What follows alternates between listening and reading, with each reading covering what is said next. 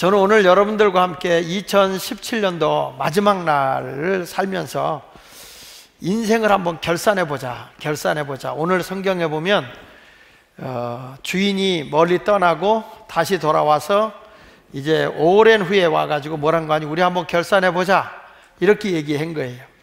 근데 5달란트와 2달란트 받은 사람은 참 잘한 사람이 됐고 1달란트 받은 사람은 잘못된 인생을 살았어요. 그래서 오늘 저는 내 인생을 한번 결산해 보면 두 종류로 나오는데 하나는 덧셈 인생, 하나는 뺄셈 인생. 그래서 나는 인생을 살아올 때 더하는 삶을 사는 사람이냐 아니면 마이너스 되는 삶을 살았느냐, 이런 경우도 있어요. 결혼을 해서 처음에 결혼할 땐 참 좋은 여자, 좋은 며느리, 참 좋은 아내 만났다고 그래요. 근데 살아갈수록 점수가 깎이는 사람이 있어요. 어쩌다 저런 인간 만나서 내가 이 고생을 하는지 자꾸 점수가 깎여. 이건 마이너스 인생이야. 어느 집에 가보니까 그렇더라고. 맏며느리는 부잣집에서 데려왔어. 둘째 며느리는 가난한 집에서 데려왔어. 맏며느리가 데려올 때 보니까 뭐 집안에 삐까번쩍하고 살림살이 다 해왔어. 대단하구나. 우리 며느리, 큰 며느리 최고야. 둘째 며느리는 가져오는 게 원래 개는 뿔이 없어요. 개뿔도 없으니까. 그래가지고 아무것도 없이 그냥 빈몸으로 오다시피 했어. 첫 며느리가 올 때는 그냥 살림살이부터 시작해서 예단부터 엄청나게 해갖고 왔는데 둘째 며느리는 기대를 했는데 아무것도 없는 거야. 그 뒤부터 시어머니가 둘째를 구박을 하기 시작하는 거예요. 자꾸 뭐라고 나무라고 하는 거예요. 뭐라는 건 무시해버리고. 아이고 우리 첫째 며느리가 잘한다 칭찬했어. 1년이 지나갔어. 2년이 지나가서 보니까 왔다, 첫째 며느리가 성질이 얼마나 더러운지. 가는 데마다 며느리가 그냥 시어머니 흉보고 시어머니한테 대하는 것도 예의도 없고 막 톡톡 말을 내뱉어.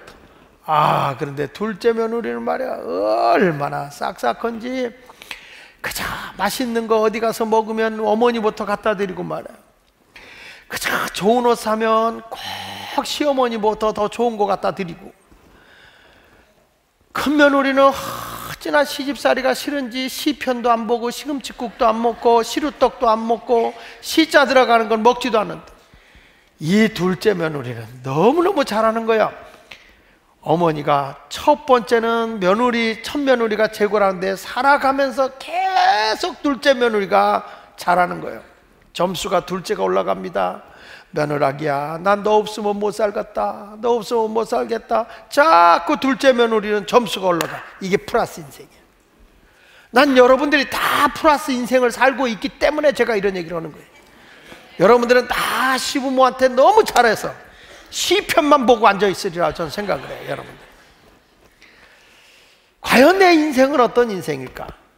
유명한 철학자 소크라테스는 이런 얘기를 했습니다. 평가되지 않는 인생은 살 보람이 없다. 평가되지 않는 인생은 살 보람이 없다. 내가 인생을 한번 평가해 보라는 거예요. 나는 어떤 인생을 살았는지. 또 유명한 극작가인 윌리엄 셰익스피어는 이런 얘기를 했습니다. 세상의 일은 시작도 중요하지만 끝이 더 중요하다.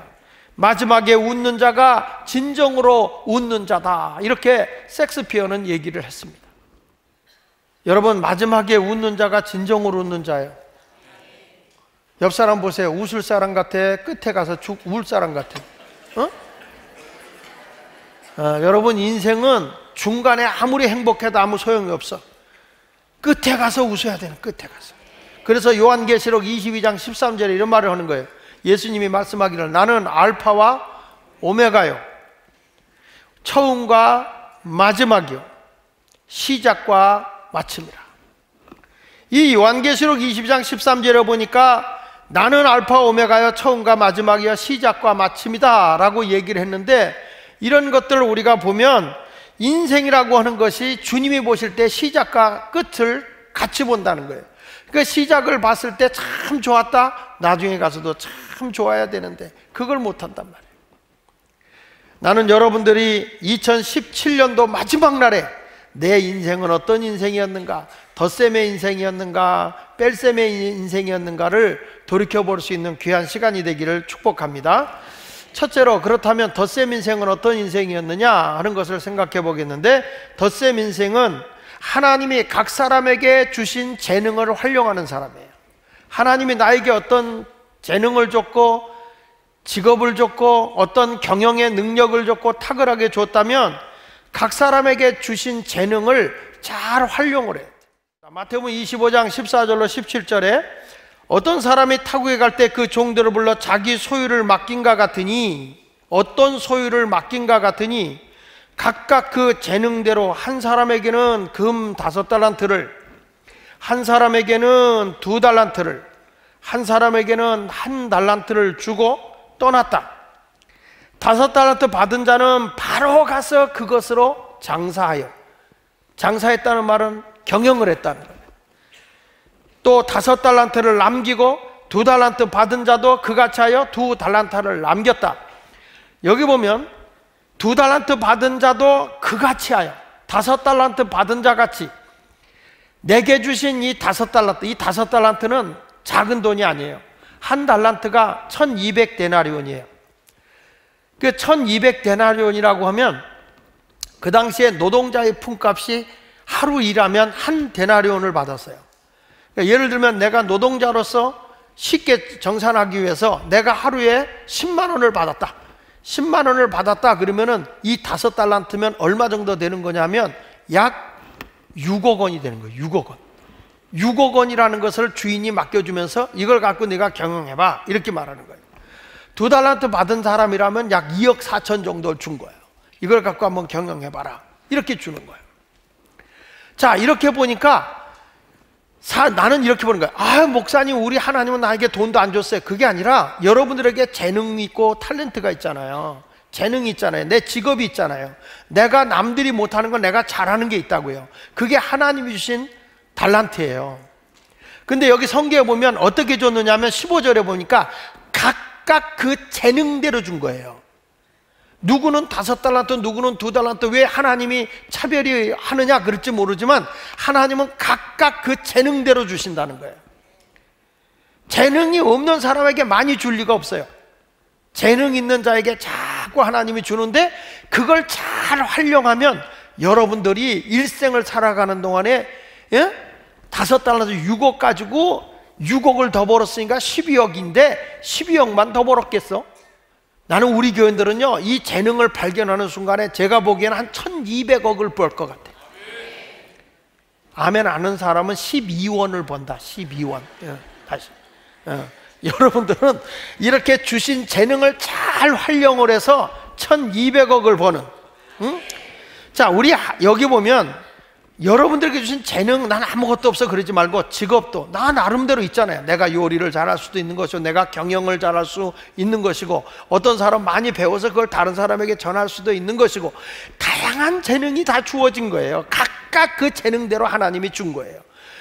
그러니까 누구를 비교할 필요가 없어요. 다 달라요. 어느 목사님이 그러더라고요. 제가 부흥회를 하고 나면 목사님, 나도 목사님처럼 웃겨보려고 교회에서 하니까 사모님이 앉아갖고 고개를 계속 흔들더라는 거예요. 집에 오더니 그러더래. 당신 스타일로 하라고. 정말 못 보겠다고. 이게 다 자기 나름대로 재능이 있는 거예요. 그게 아무나 그렇게 되는 게 아니죠. 저도 그렇게 쫓아서 할 수 있는 게 아니거든요. 각각 그 재능대로 하나님 줬는데 그 재능이 남기면 더 큰 복을 받는 거거든요. 근데 여기 18절 19절에 보니까 이렇게 말해요. 1달란트 받은 자는 가서 땅을 파고 그 주인을 감추어 두었는데 오랜 후에 그랬어요. 오랜 후에 19절에 보니까 오랜 후에 그 종들의 주인이 돌아와 그들과 결산을 했다. 오랜 후라는 게 1년일 수도 있고 10년일 수도 있고 내 생명의 마지막에 가서 계산할 수도 있어요. 여기 보면 그 주인이 하나님이 돌아와서 우리 한번 결산해보자. 아무개야, 너 인생 어떻게 살았냐? 내가 인생을 낭비하고 살았냐? 아니면 정말 영광된 삶을 살았냐? 덧셈의 인생을 살았는지 뺄셈의 인생을 살았는지 한번 결산해보자. 하나님은 계산하는 분이에요. 인생을 딱 죽을 때 참 아쉬운 사람이다, 귀한 사람이다, 참 그분은 이런 아름다운 것을 남겼다, 이렇게 되잖아요. 옛날부터 그러잖아요. 사람은 뭘 남기고? 이름을 남기고, 호랑이는 가죽을 남긴다는 거예요. 성경에 이런 말해요. 베드로전서 4장 10절에 보면, 베드로전서 4장 10절에 각각 은사를 받은 대로 하나님이 여러 가지 은혜를 맡은 선한 천지같이. 이게 중요한 게 나와요. 각각 은사, 하나님이 각각 재능을 줬는데 하나님의 여러 가지 은혜를 너에게 맡겨줬다는 거예요. 여러분, 직업도 은혜고요, 내가 가지고 있는 어떤 기술도 은혜고요, 내가 어떤 것을 경영하는 사업을 가지고 있는 것도, 회사를 가지고 있는 것도 은사예요. 근데 그건 누가 준 거냐? 하나님의 은혜라. 그래서 여기는 선한 청지기같이라는 말은, 청지기는 주인의 것을 관리하는 자잖아요. 근데 악한 청지기는 그것을 이렇게 깎아 먹거나 마이너스 되게 하거나 아니면 그걸 가지고 자꾸 왜소하게 만들어 버려. 근데 선한 청지기는 막 주인을 위해서 열심을 다해. 그러니까 봉사를 하는 거죠. 그걸 해가지고 그걸 자꾸 키워, 남겨. 이런 사람이 훌륭한 사람이라는 거죠. 하나님은 여러분들에게 다 각각 일을 맡겨줬어요. 예수님은 이런 말씀을 하거든요. 성경 말씀 누가복음 22장 29절에 내 아버지께서 나라를 내게 맡겼다. 하나님의 나라. 예수님이 오셔서 이 땅에 하나님의 나라, 죄악의 나라가 아니라, 범죄하는 나라가 아니라, 깡패의 나라가 아니라, 폭력의 나라가 아니라, 범죄의 나라가 아니라, 죄가 없는, 공의가 강수같이 흐르는, 선이 흐르는 나라, 이웃을 사랑하고 하나님을 사랑하는 나라를 하나님이 내게 맡겼다. 그래서 예수님이 계신 곳에는 범죄자가 없어져야 정상이고 악이 없어져야 정상인 거예요. 그래서 내 아버지께서 나라를 맡기신 것 같이 나도 너희에게 맡긴다. 하나님의 나라는 어떤 자였습니까? 예수님이 오셔서 이 땅에 눈멀고 병들고 소외당하고 가난한 자들의 친구가 되셨잖아요. 우리에게 그런 일을 맡긴 거예요. 여러분, 우리 예수 믿는 사람이 나만 잘 먹고 잘 사는 것은 세상의 종교와 다를 바가 없어요. 그러나 기독교는 하나님의 나라의 종교예요. 연말이 돼서 그런지 여기저기서 막 상담이 많이 들어와요. 교회마다 문제가 많고 막 목사님들이 힘든 얘기들을 많이 합니다. 힘든 얘기를 많이 하면서 목회를 어떻게 해야 될지 모르겠다, 그런 얘기를 하고, 또 요즘에 이제 어떤 분이 저한테 그래요. 어느 교회는 이런 은퇴할 때 이런 문제가 있었고 이런 문제가 있었다고. 그러면서 저는 얘가 장 목사님도 은퇴 준비 잘하라고. 이걸 보니까 내가 때가 가까이 오는 것 같아.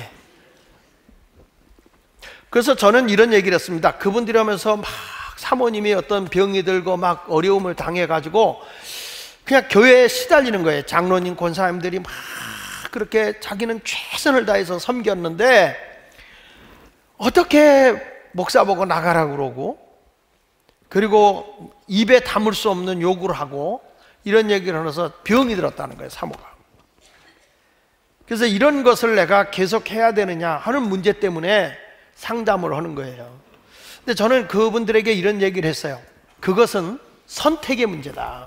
선택의 문제다. 지금 우리가 보면 세상의 사람을 기준으로 한 선택을 하고 있느냐, 아니면 그리스도를 위한 선택을 하고 있느냐. 그리스도를 위한 선택은 그 길은 좁은 길이다. 협착한 길이고 고난의 길이다. 세상의 기준으로 보면 대접받아야 되고 많은 걸 소유해야 정상이겠죠. 여러분, 예수님이 이 세상에 하나님의 나라를 가지고 오셨을 때 예수님이 이 세상에서 환영받은 거 아니에요. 멸시당하고 고난당하고 인자는 머리 둘 곳도 없다 그랬어요. 예수님께서 십자가에 죽어가면서 뭐라고 그런지 아십니까? 아버지요, 저들이 저들의 죄를 모른다고 그랬어요. 교회 안에서도 예수를 믿는 사람들인데 저들이 죄된 짓을 하면서도 죄인 줄 몰라요. 근데 그 길을 걸어가는 거예요. 그러니까 내가 선택을 십자가의 길, 예수 그리스도의 그 길을 선택했다면 시험 들 것도 없고 삐질 것도 없고 한탄할 일도 없어요. 당연한 거예요. 그게 목사의 길이야. 또 성도도 마찬가지야. 교회 와서 열심히 일하고 봉사했는데 누가 무슨 얘기했다, 시험 들어서 교회 못 나오겠다, 이거는 내가 선택의 문제인데 내가 그리스도를 쫓아가겠느냐, 아니면 세상에서 세상 사람이 대접받고 굴림받는 길로 걸어가겠냐, 이거 차이거든요. 어떤 사람은 힘들고 어려우면 이런 얘기를 합니다. 내 팔자야, 내 운명아, 전생에 내가 무슨 죄가 많아서. 없어. 원래 그런 거예요. 예수 그리스도의 십자가의 길을 걸어가는 건 당연한 거예요. 그래서 그걸 행복해 여기고 기뻐하는 거예요. 수많은 사도들이 힘들고 어려운 길을 걸어가도 낙심하지 않아. 찬송하죠. 하나님께 감사하고 살아가죠. 자꾸 목회자의 가정도 세상의 잣대를 가지고 평가해도 안 되는 것이고, 고난의 길 십자가의 그 길로 걸어가면 당연한 거예요. 행복해하는 거예요. 하늘에 소망을 두고 살아가는 거예요. 근데 목회를 죽었다 해봐야 마지막에 가서 뭐 찬밥 됐다. 죽지 않은 것만 해도 감사하지. 다만 내가 하나님 앞에서 덧셈의 신앙생활을 하고 있느냐, 뺄셈의 신앙생활을 하고 있느냐는 게 중요한 거예요. 우리 하나님께서 사랑하는 여러분들에게 귀한 직분을 줬어요. 하나님 앞에 충성된 사람으로 내가 남아있을 거냐, 아니면 충성되지 못한 사람으로 남아있을 것이냐. 집사는 집사로서, 권사는 권사로서, 목사는 목사로서, 사역자는 사역자, 주일학교 교사는 교사로서 하나님이 보시기에 하나님 나라를 맡은 자답게 내가 핍박을 당하고 말을 들어도 충성된 삶을 살아가고 있느냐, 하나님이 너에게 맡겨준 그 의무를 다 이행하고 있느냐. 누가복음 22장 29절에 내 아버지께서 나라를 맡기신 것 같이 나도 너희에게 맡긴다 그랬어요. 여기 보십시오. 로마 3장 2절에 범사에 많으니 우선은 그들이 하나님의 말씀을 맡았다는 거예요. 하나님 나라의 복음을 전하는 자들이에요. 또 에베소 4장 11절에 보면 이런 말 하잖아요. 그가 어떤 사람은 사도로, 어떤 사람은 선지자로, 어떤 사람은 복음 전하는, 어떤 사람은 목사와 교사로 삼았다. 뭘 위해서? 하나님의 나라를 위해서예요. 내가 교회에 와서 군림하고 대접받고 높아지려고 영광 받으려고 한 거 아니에요. 하나님의 나라가 확장되기 위해서 이 일을 걸어가는 것이죠. 디도서 1장 3절에 바울은 디도에게 이런 말을 한 거예요. 자기 때와 자기의 말씀을 전도로 나타냈으니 이 전도는 우리 구주 하나님이 명하신 대로 내게 맡기신 것이다. 여러분, 우리 예수마을교회가 우리가 예수를 믿었으면 목사도 전도의 사역이 있는 거고 여러분도 전도하는 일을 하나님이 맡겨준 거예요. 그럼 내가 1년 동안에 어떤 사람으로 살았냐? 하나님 앞에 덧셈의 인생은 전도하는 사람이죠. 우리 목장에 식구를 줬어요. 5명을 줬어요. 5가정을 줬더니 연말에 가서 2가정 남았어요. 3가정 어떻게 했냐 그랬더니 잡아먹었시오. 그래. 이거는 뺄셈의 신앙이야. 이건 하나님이 기뻐하지 않는 거야. 5가정을 줬더니 7가정이 되고 10가정이 됐다. 이건 덧셈의 신앙이야. 신앙생활도 작년보다 뒤로 처지면 안 돼. 천국은 침노당하느니 빼앗는 자가 차지한다 그랬고, 하나님은 뒤로 물러가면 침륜에 빠진다. 날마다 앞으로 전진하고 가는 거예요. 어떻게 권사님이 과거에 신앙생활 잘하더니 기도생활을 더 안 할 수가 있고 하나님 앞에 헌신된 생활을 더 안 할 수가 있어요? 난 이번에 우리 교회 직분자들을, 그동안의 직분자들을 쭉 신앙의 상태를 한번 점검해 봤어요. 난 너무 충격을 받았어요. 과거에 그렇게 잘하던 사람들이 신앙생활이 내가 보기에도 형편없는 거예요. 내가 보기에. 원래 적어도 권사님이라고 하면 세례 입교인의 15명을 대표하는 사람이 하나예요. 우리 권사님들이 많으니까 티오가 지금 많지 않은 거거든요. 그러면 적어도 나로 인해서 다음에 권사 될 사람이 내가 차지하고 있으면 안 되는 거잖아요. 충성하지 않으면 어떻게 돼? 불충하면 주님이 버린다고, 내쫓는다고. 우리는 천국 가는 그날까지 마이너스 신앙생활 하지 말고 플러스 신앙생활 하시기를 바랍니다. 영국의 신학자 토마스 아담스가 이런 얘기를 했어요. 우리 같이 한번 읽어보겠습니다. 시작. 재능이 많은 사람이 그 재능대로 일하지 않으면 그에 대한 죄도 크다. 하나님이 여러분들에게 재능을 줬는데 그 재능을 준 거에 대해서 일하지 않으면, 하나님 나라 위해서 선한 일을 위해서 재능대로 일하지 않으면 어떻게 되죠? 죄라는 거예요. 죄. 사람이 어떤 재능을 가지고 있으면 그 재능 갖고 자꾸 활용하면 크게 되는 거예요. 언젠가도 얘기했지만 여러분, 우리 교회에서 제가 요즘에 TV에서 냉장고에 있는 음식을 만들어 가지고 요리를 하는 게 있어요. 그렇죠? 제목이 뭐죠? 냉장고 뭐? 하여튼 알아서 하세요. 근데 거기에 보면 이제 샘킴이 나오죠. 샘킴 알죠? 그 샘킴이 미국에서 제일 먼저 데려온 사람이 제가 데려온 사람이에요. 샘킴을 한국에 내가 데리고 왔어요. 왜 데리고 왔냐? 미국의 LA에 가서 집회하다가 샘한테 나는 우리 지역 변화 운동을 위해서 하려고 하는데 우리 동네에 양식당이 없다. 누가 좀 이런 마을 변화 선교적 차원을 가지고 할 사람 있느냐? 근데 이 친구가 미국의 유명한 호텔의 요리사였어요. 그래서 저를 찾아와서 제가 가고 싶다는 거예요. 와서 우리 저 위에 청소년 모양만에 밑에다 양식당을 잘 차렸는데, 물론 사람이 많이 안 다니는 데였죠. 근데 정말 맛있게 잘했어요. 근데 우리 교인들 때문에 이분이 시험이 되게 든 거예요. 막 파스타를 만들고 막 스테이크를 하고 양식 인류로 했는데 교인들이 김치 안 준다고 대모하는 거예요. 김치 안 준다고. 그러니까 파스타에는 김치가 안 된다. 김치가 강하면 파스타 맛이 없어진다. 그래서 하도 해서 이제 피클을 준 거란 말이에요. 제가 아무리 그분이 훌륭한 분이라고 얘기를 해도, 인류 요리사라고 해도 우리 교회 믿는 사람이 하나도 없었어요. 장로님들조차도 안 믿었어요. 오직 현찮으면 신당동에 와 있겠냐 그랬어요. 우리 학교 학생들 급식도 거기서 해줬는데 더럽게 요리 못한다는 거예요. 맛없다는 거예요. 애들이 그렇게 막 불평을 해요. 어른대로 교인들. 나중에는 할 수 없이 이 친구가 딱 그만두고 나갔어요. 나가자마자 바로 MBC 방송국에서 이 친구가 딱 뜨는데 파스타라는 드라마가 나온 거예요. 이 친구가 요리사. 이 친구가 뜨기 시작했네. 지금 여러분 강남, 그 다음에 저 합정동 이런 데다 식당을 차려서 대박을 치고 있잖아. 엄청 돈 벌었어. 얼마나 우리 교회 상처를 크게 받았는지 내가 전화해도 내 건 안 받아. 얼마나 상처를 크게 받았는지. 그러니까 여러분 보세요. 하나님, 그 사람은요 정말 충성을 다했어요. 우리 교회 청년하라를 붙여줬어요. 그분한테 요리를 배우라고. 안 배워.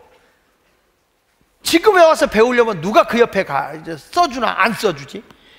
그래서 나온 찬송가가 귀에 지나가기 전에 얼른 주방으로 들어갑시다. 여러분 보세요. 자기가 가지고 있는 재능을 활용하면 그게 배로 될 수도 있고 몇십 배로 뛸 수 있는 거야.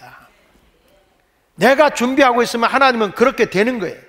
그러니까 재능이 많은 사람이 재능대로 일하지 않으면 그에 대한 죄도 큰 거예요.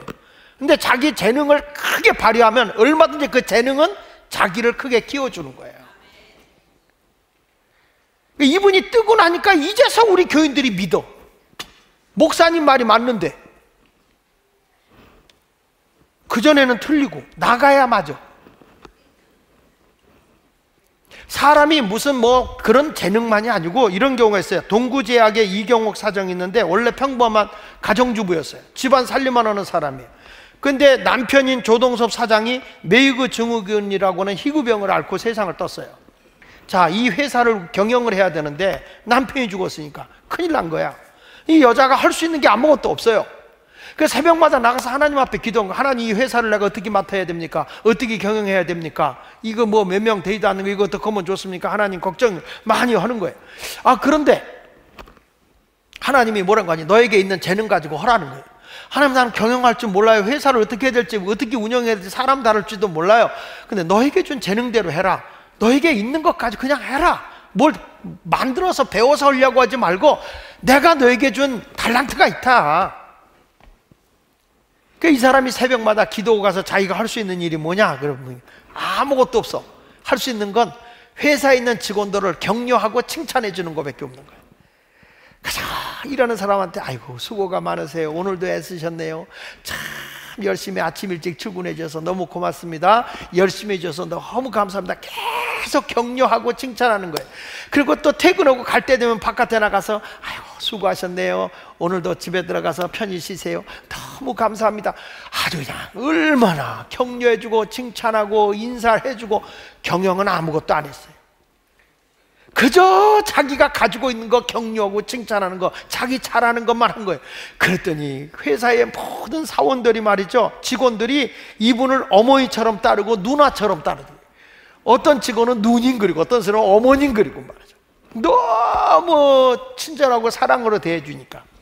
종업원이 80명밖에 안 되던 데가 회사가 발전해가지고 종업원이 200명이 넘게 되고, 그 다음에 100억 겨우 넘을까 말까 하던 이 기업이 400억이 넘는 그런 회사로 성장했는데, 그분이 고백하는 게 뭐냐면, 하나님이 내게 주신 것은 칭찬과 격려였다. 나는 그거밖에 할 수밖에 없었다. 나는 아무것도 할 것이 없으니까 그것만 했다. 그런데 회사가 크더라. 여러분, 남의 걸 배워서 하려고 하는 게 아니야. 어떤 사람은 날 들어 당신 이렇게 해봐 저렇게 해봐. 하나님이 내게 주신 게 그건 아니야. 그러니까 하나님이 여러분에게 주신 재능을 찾고 그걸 가지고 잘 활용해서 유익되게 하면 갑절로 남는 역사가 일어나는 것이죠. 여러분의 재능을 잘 활용할 수 있기를 바랍니다. 덧셈 인생은 어떤 인생인지 아세요? 남기는 인생이에요. 따라합시다. 덧셈 인생은 남기는 거다. 여기 20절로 23절에 보니까 5달란트 받은 자는 5달란트를 더 가지고 와서 이르되, 주인이여 내게 5달란트를 주셨는데 보소서, 내가 더 5달란트를 남겼나이다. 남겼어요. 그 주인이 이르되 뭐라 했어요? 착하고 충성된 종아, 내가 적은 일에 충성하였으며 내가 뭐라고 그랬죠? 많은 것을 내게 맡긴다는 거예요. 여러분, 사람이요, 일을 맡았잖아? 일을 맡았는데 내가 남겨요. 그 회사에 유익이 되게 해줘요. 그러면 그 사람에겐 일이 더 맡겨주는 거예요. 점점 더 많은 것을 주는 거예요. 내가 돈을 남기잖아요? 내가 들어오는 수입에서 하나님의 것 드리고 내 작은 물질을 낭비하지 않고 알뜰하게 살잖아요? 하나님은 남기는 걸 보고 더 많은 걸 주는 거예요. 남기는 자에게 더 많은 걸 주는 거예요. 그래서 옛날부터 그런 말인 거예요. 있는 놈이 더 무섭다는 거예요. 왜냐하면 헛된 데 안 쓰는 거예요. 낭비하지 않는 거예요. 근데 못 사는 사람들 보면 특이한 게 뭐냐면 물질을 낭비해. 안 써도 돼 하는 데를 너무 써. 우리가 부자 돼야 하는 것은 하나님의 영광을 위해서, 이웃을 사랑하기 위해서 부자가 돼야 되는 거예요. 먹고 마시고 즐기고 하는 건 하나님이 기뻐하지 않아요. 그러니까 여러분들도 작은 것에 충성해서 남기시길 바랍니다. 제가 우리 교인들 못 살면 날마다 책망하는 게 뭐냐면, 남겨라, 저축해라. 하나님은 내 창고와 내 손으로 수고하는 일에 복을 주는 거다. 창고에 복을 준다. 헛간에는 안 준다. 남기는 자에게 복을 준다. 우리 교회들 이렇게 못 사는 사람들 보면 안 써도 돼 하는데 그래서 씀씀이가 해퍼. 남편 복은 애껴 쓰라고 그렇게 야단치고, 여자들은 아구찜만 퍼먹고 앉았고. 아니 그냥 뭐 자기 간단하게 먹을 수 있잖아. 물론 손님 접대하는 게 아닌 이상은. 남자들한테 돈 달라면 그렇게 째째하게 놀고, 여자한테는 그냥 여자 나가서 쓰는 건 자기는 멋대로 펑펑 자기 마음대로 쓰는 거예요. 애껴 쓰세요. 남기는 자에게 하나님이 충성된 종이라고 많은 걸 맡기는, 여기 보세요. 주는 게 아니야, 맡겨주는 거지. 그래야 부자 되는 거예요. 작은 것에 충성해야 큰 거 주는 거예요. 그러면서 내 즐거움에 참여한다. 천국 생활 한다는 거예요. 여기 성경에 또 보십시오. 23절에 2달란트 받은 자도 2달란트를 더 남겼잖아요. 주인한테 보소서 내가 2달란트를 남겼어요. 23절 다 같이 시작. 그 주인이 이르되 뭐라고 그랬어요? 착하고 충성된 종아, 잘했다. 착하고 충성된 종아, 내가 적은 일에 충성해서 내가 많은 것으로 내게 맡기리니 내 즐거움에. 남기니까 하나님이 많은 걸 주는 거예요. 남기지 않으면 안 돼요. 항상 남김의 삶을 살아야 하나님이 더 많은 걸 주는 것입니다. 어떤 사람은 돈을 계속 적자로 그냥 완전 뺄셈 인생 사는 사람이 있어요. 마이너스 통장 쓰는 사람이 있어요. 아껴 쓰세요. 그래야 하나님이 더 많은 걸 주는 거야.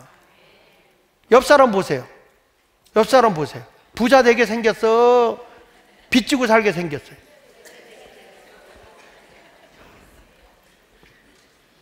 작은 것 우습게 보지 말고요. 여기 보세요. 잠언 28장 20절에 이렇게 말합니다. 충성된 자는 뭐가 있고?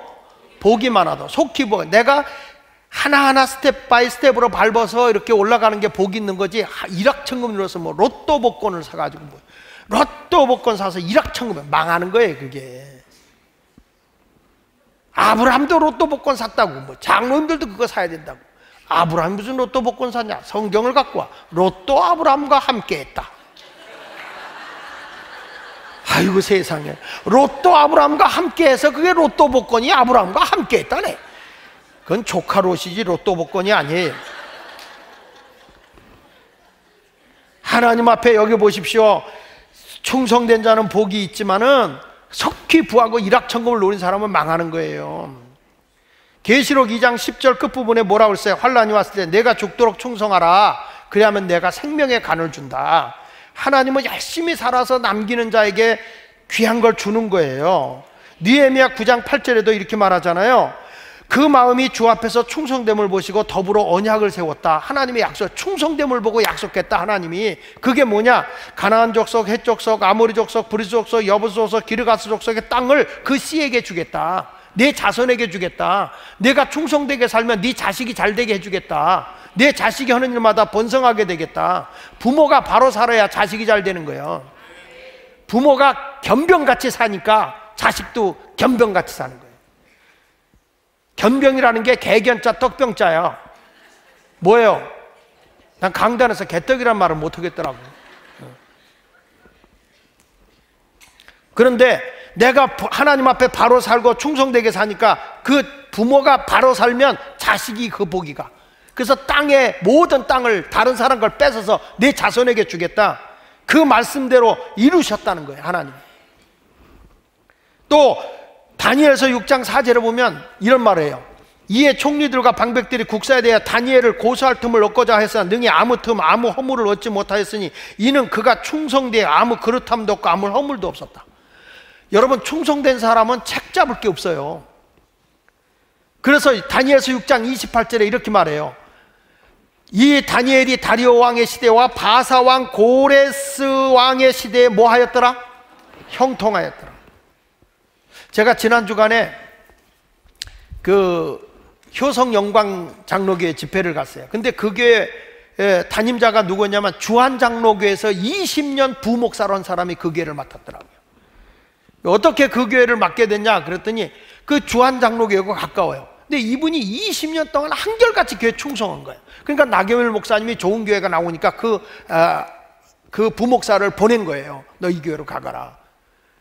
보낸데 너무 충성되고 잘하니까 네가 그냥 가지 말고 너와 함께 일할 수 있는 교육자도 좋고 사람도 데리고 가라.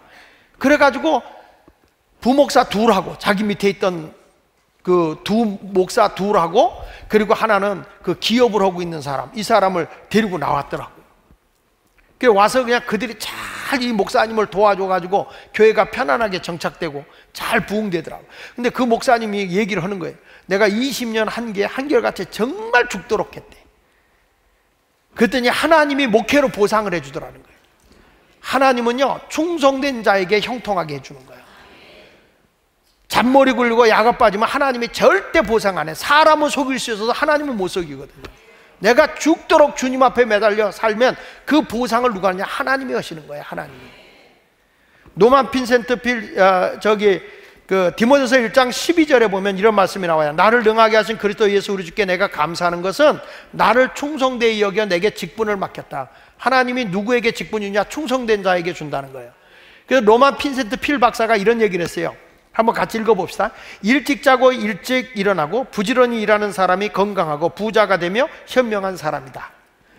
오늘이 주일 예배예요. 주일 예배 때 내가 졸지 않아야지. 그래서 일찍 자고 일찍 일어나서 오늘 와서 설교를 또박또박 듣는 사람은 건강하고 부자 될 거예요. 근데 어제 밤늦게까지 안 자고 쓸데없는 짓 하다가 여기 와서 지금 자는 분들은 이걸 반대로 생각하면 돼. 건강의 반대가 뭔지 아시죠? 부자의 반대가 뭔지 아시고? 그래서 여러분은 덧셈 인생의 삶을 살아가시기 바랍니다. 뺄셈 인생은 이런 거잖아요. 불행한 길이 오는 거예요. 여기 보세요. 자, 오늘 24절부터 30절에 나오는데 할란트 받은 자도 와서 이런 말을 하는 거예요. 너는 주인이여 당신은 굳은 사람이라 심지 않는 데서 거두고 해치지 않는 데서 모으는 줄 내가 알았다. 그래서 두려워서 나가서 당신이 달란트 땅에 감춰두었나 보소 당신 거 그대로 가지고 왔습니다. 이 얘기 무슨 얘기입니까? 나는 요 한 달란트 갖고 활용을 하다가 까먹으면 주인이 나를 가만 놔두지 않을 것 같아서 무서워서 두려워서 자기는 그대로 갖고 있다가 그대로 갖고 왔다. 주님은 뭐라고 그랬어요? 악하고 게으른 종이라는 거예요. 우리 주님은요 일하다가 까먹는 거 말 안 해요. 우리나라 공무원들은 일하면 책망이 많이 올까봐 일을 안 하게 만들거든요. 근데 우리 하나님은 일하다가 실수하는 건 책임 안 물어. 근데 아무것도 안 해. 내가 언젠가 얘기했어요. 제 아내가 모범 운전수라고. 제 아내가 운전면허증을 받은 지가 지금 16년째입니다 16년인데 한 번도 사고 난 적이 없습니다. 교통 위반한 적도 없고 스크래치 난 적도 없고 신호 위반한 적도 없어요. 왜 그런지 아시죠? 네? 장롱 면허증이에요. 그래도 10년 지나니까 일종으로 모범 운전사라고 바꿔줘. 이거 운전 못하는 거예요. 사람이 가다가 사고는 안 나더라도 뭐 때로는 차끼리 부딪힐 수도 있고 뭐 긁기도 하고 그래. 늘 운전은 놔두고 어느 날 순간에 내가 먼저 긁더라고. 잘하다가도 그럴 수 있는 거예요. 사람이 그런 거지 뭐. 그래서 나온 찬송가가 있잖아요. 다 그런 거지 뭐. 다 그런 거지 뭐. 여러분 인생이 안 하는 게 문제야. 하다가 실수하는 거 하나님 책임 묻지 않아. 근데 아무것도 안 하고 당신이 두려워서 난 아무것도 안 했습니다. 우리 주님이 오죽답던 야 내가 차라리 은행에다 돈 넣어놓고 이자 받아먹는 게 낫겠지 약하고 게으른 종아. 여러분 아무것도 안 하면 잘하는 게 아니에요. 어떤 분은 교회도 그래요. 무슨 여러분 목사님이 뭐 반대하면 어떡해, 목사 야단치면 어떡해. 이게 옳은 일이라면 야단마저도 해야 되는 거 아니야? 여러분 나뭇가지들이 말이야 바람이 불면 흔들린다고 어지럽다고 새싹 안 내면 어떻게 되겠어? 용도 폐기. 불 속에 들어가는 거죠. 나무가 살아있고 바람도 맞아야 거기서 열매도 맺는 거고 거기서 꽃도 피어지는 거고 아름다움도 보여지는 거예요. 가지가 없는 죽은 나무는요 흔들리는 것도 없어요. 바람 맞을 것이 없기 때문에. 오늘 여러분 뺄셈 인생 되지 말고 덧셈 인생이 되시기를 주 예수 이름으로 축원합니다. 여기 보시죠. 뺄셈 인생은 어떻게 되는지 아세요? 뺄셈 인생은 잠언 20장 4절에 보니까 이런 말씀이 나와요. 뺄셈 인생에 대해서 게으른 자는 가을밭에 밭 갈지 아니하나니 그러므로 거둘 때에는 구걸할지라도 얻지 못하리라. 여러분 이거 보세요. 사람이 게으르면 구걸해도 얻을 게 없다. 이건 무슨 얘기인지 아죠? 동정도 못 받는다는 거예요. 동정도. 게으른 사람은 동정도 못 받는다는 거예요. 열심히 살다가 힘드는 사람은요 도와주고 싶은 마음이나 생겨. 그렇죠? 안 그려? 충청도 가면 맞아 틀려를 뭐라고 그러죠? 교유 안 교유 그래. 게으른 사람은요 동정도 못 받아. 구걸해도 얻지 못한다는 거예요. 그래서 데살로니가 3장 10절에 이런 말하는 거예요. 끝부분에 뭐라고 그래요? 일하기 싫어하거든 뭐라고 그랬어요?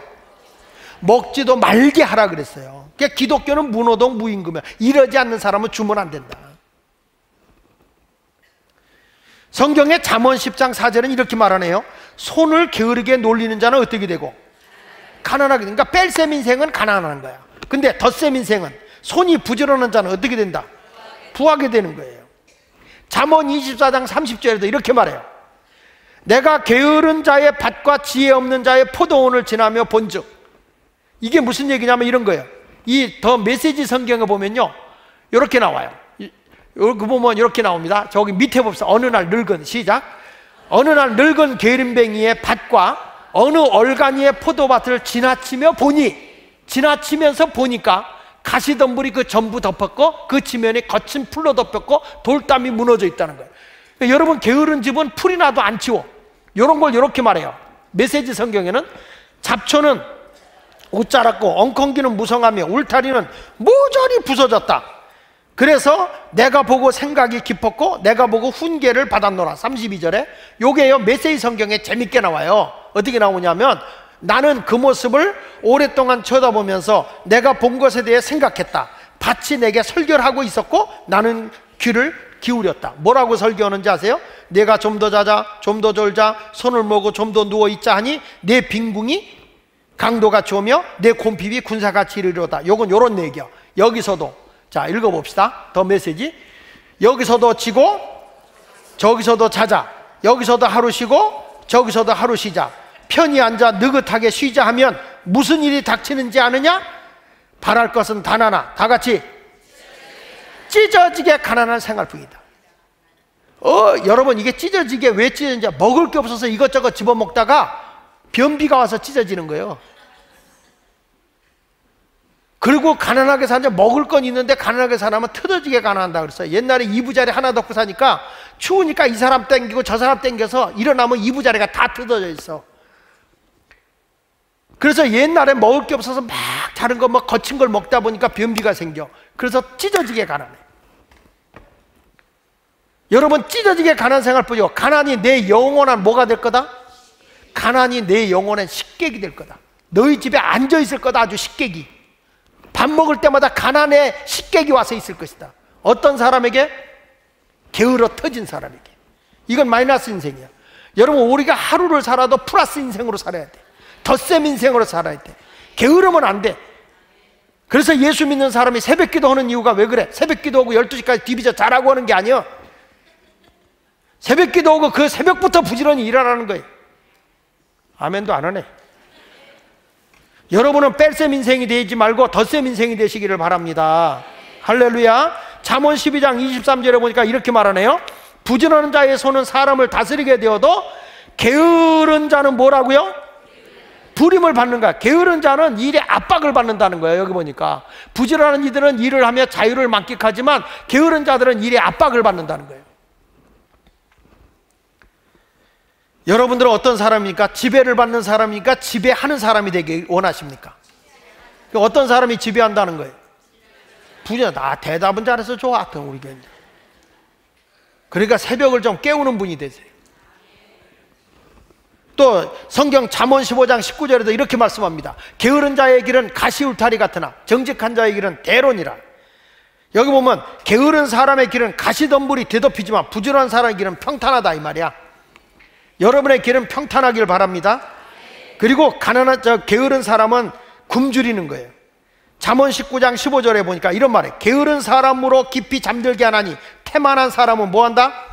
줄인다. 여기 재밌는 말이 있으니까 한번 메시지 성경 찾아봅시다. 시작. 빈둥거리는 자의 삶을 무너지고 게으른 자는 뭐라고? 배를 굽는 거예요. 나는 우리 성도님들이 한 달란트 받은 자처럼 주인이 두려워서 무서워서 안 한다 핑계대지 말고 뭐든지 한번 부지런하게 한번 해보세요. 다 하나님이 부지런한 자는 세워주게 되는 거예요. 남편이 부지런해서 사고치면 여자분들이 그런 얘기한다고. 아이 가만히 있는 게 도와주는 거예요. 여러분 그런 말 함부로 하지 마. 여보 당신 가만히 있는 게 도와주는 거야. 그러면 그 다음부터 식물인간 돼서 가만히 있으면 밥 떠먹여줘야 돼. 뭔가 당신 해봐. 할 수 있어. 당신은 창조적인 일을 해. 근데 목적이 있어. 하나님 나라를 위해서 해야 돼. 하나님께 영광되는 일을 위해서 해야 돼. 그럼 하나님이 도와주실 줄로 믿습니다. 프랑스의 소설가 까미가 이런 얘기를 했어요. 성공하지 못하는 자에게는 게으름의 문제가 꼭 있다는 거예요. 성공하지 못한 이유가 왜 그냥 게으른 거예요. 하여튼 게으른 사람들 봐. 몇 시에 일어나는지도 몰라.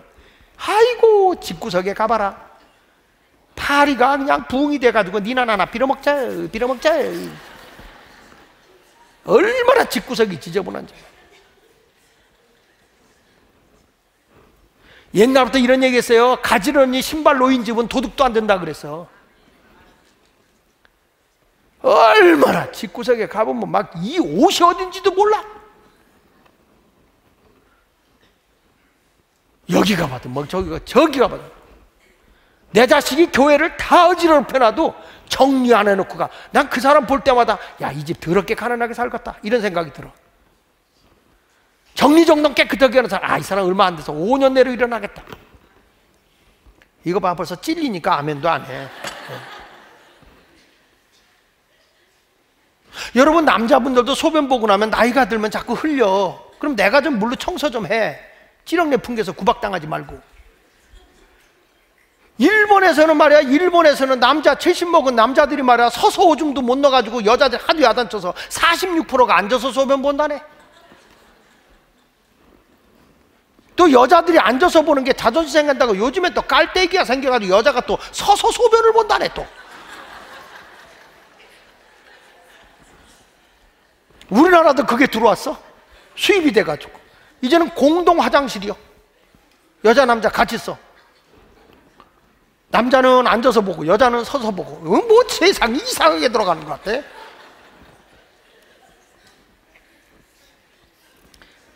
내가 부지런하게 내가 흘렸으면 흘릴 수 있어. 남자는 흘리면 내가 닦어. 남자들, 여러분 휴게실에 가보면요, 남자 화장실 앞에 딱 붙여 있어요. 남자가 흘리지 말아야 할 것은 눈물만이 아닙니다. 이렇게 써 있어요.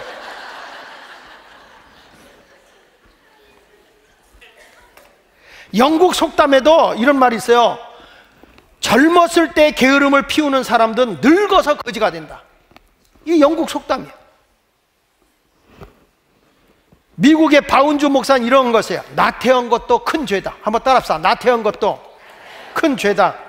하나님 앞에 나태하고, 하나님 앞에 직분 받는데 나태하고 게을르고, 이거 다 죄예요. 여러분, 우리 교회에 직분 맡았으면 충성을 해야 되는 거야.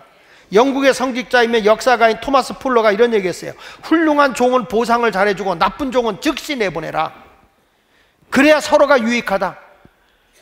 여러분, 중요한 거 아닙니까? 훌륭한 종은 보상을 잘해주지만 나쁜 종 있잖아, 안 하는 사람들 빨리 내보내라는 거예요. 직장에서 인사를 담당하는 사람을, 그 사람을 대상으로 설문조사를 해본 거예요.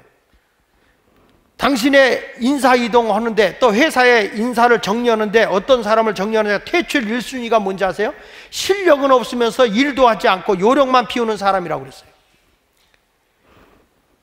이런 사람은 빨리 퇴출시켜야 회사가 산다는 거예요. 저는 교회도 마찬가지라고 봐요. 교회가 잘 되려면 충성된 덧셈의 일을 하는 사람이 많아야지 뺄셈의 인생을 해서는 안 된다는 거죠.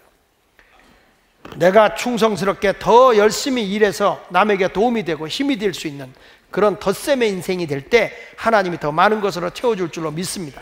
2017년도를 보내면서 여러분들은 어떤 사람입니까? 덧셈의 인생입니까? 뺄셈의 인생입니까?